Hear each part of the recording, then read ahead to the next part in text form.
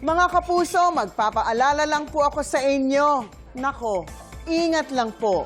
Sa Magalang, Pampanga, caught on cam ang pagbagsak ng isang basketball goal sa isang covered court kung saan patay ang isang binatilyo.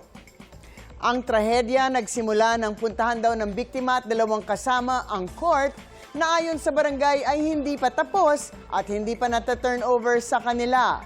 Nakabakod pa umano ng yero ang court pero binuksan ng biktima at ng mga kasama nito. Ayon sa pulisya, inakyat ng tatlo ang basketball goal at pumunta sa likurang bahagi ng backboard. Inalog umano nila ito habang ang isa ring biktima ay nakakapit sa ring. Ayon sa tiyahin ng biktima, may mga tao na sa court nang pumasok ang biktima at sinusubukan lang ang ring. Patuloy pa rin ang investigasyon sa nangyari. Pag-usapan po natin ang insidenteng yan. Ask me, ask Attorney Gabby.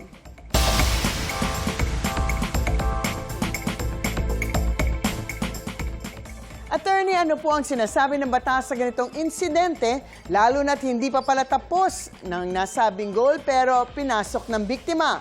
May habol po ba sila?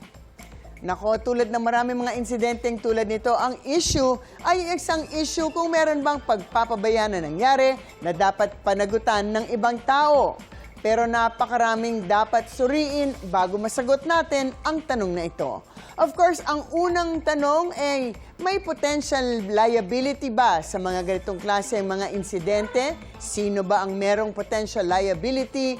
At usually, ito nga ay ang gumagawa dito o yung contractor. Kasi kailangan nating tanungin, baka substandard ang materyales o maling pagkakagawa. Pero ito nga ang issue dito dahil hindi pa naman daw talaga tapos ang construction. Kaya't nakabakod pa ng yero, pero binuksan ng biktima at ng mga kasamahan niya. Ang isa pang may posibleng pananagutan ay ang may-ari. In this case, ang barangay daw po. Sa bawat proyekto, ang nagmamay-ari ng property kung saan nangyari ang sakuna ay palaging may posibleng liabilidad dahil meron silang obligasyon na panatiliing ligtas ito at siguraduhin na ang kontrakto nila ay gumagawa ng tamang hakbang para ma-secure ang premises. Ang ilan naman dapat nating tingnan sa pag-aaral ng issue nito ay kung may pagpapabayaman o hindi, ay isa na dyan ang kailangan natin tanungin, ano ba talaga ang edad ng mga biktima? Ilang taon nga ba sila talaga? May discernment na ba o maturity na ang mga ito? Siyempre, the older they are, mas alam nila dapat kung delikado o hindi ang ginagawa nila. Kasi kung obvious naman na delikado ang ginawa nila, pero inakyat pa rin at kung ano-ano pa ang ginawa, maaaring gawing argumento na inassume nila ang risk o peligro ng mga ginawa nila. Importante din malaman na sa ilalim ng batas, meron tayong kinikilalang doktrina na tinatawag na attractive nuisance doctrine. Kahit pa sabihin natin na may trespassing involved sa bahagi ng biktima, kinikilala ng batas na ang merong mga ilang mga bagay tulad ng mga swimming pool at siguro isama na natin ang basketball court na maaaring maging kaakit-akit sa mga bata o mga menor de edad. Kaya't merong extra obligasyon ang may-ari o ang kontraktor na siguraduhin na may sapat at matibay na harang upang sila ay mapigilan at hindi maakit na pumasok dito.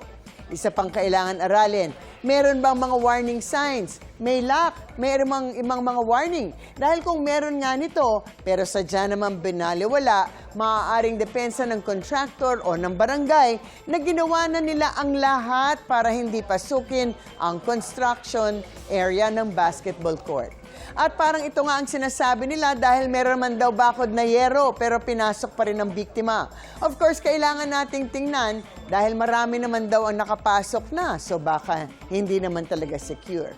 So kailangan talagang suriin at aralin, of course, kung talagang nakatiwangwang ang delikadong unfinished basketball court, walang bakod, walang harang, walang warning signs at nahulugan lang bigla ang biktima, madali sanang husgahan kung nagkaroon ng pagpapabaya kasi napaka-obvious nga.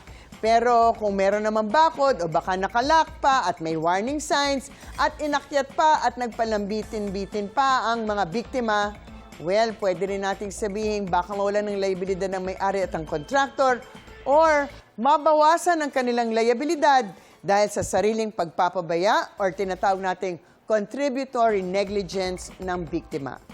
In any case, dapat lagi mag-ingat, lalo na ngayon. Maputik, basa, madulas, ang lakas ng ulan at hangin. Ay nako, lahat ng bagay. So ingat-ingat lang po. Keep safe and dry. Ang mga usaping batas, bibigyan po nating linaw para sa kapayapaan ng pag-iisip. Huwag magdalawang isip. Ask me. Ask Attorney Gabby. Ikaw, hindi ka pa nakasubscribe sa GMA Public Affairs YouTube channel? Bakit? Mag-subscribe ka na, dali na, para laging una ka sa mga latest kwento at balita. I-follow mo na rin ang official social media pages ng Unang Hirit. Salamat, Kapuso.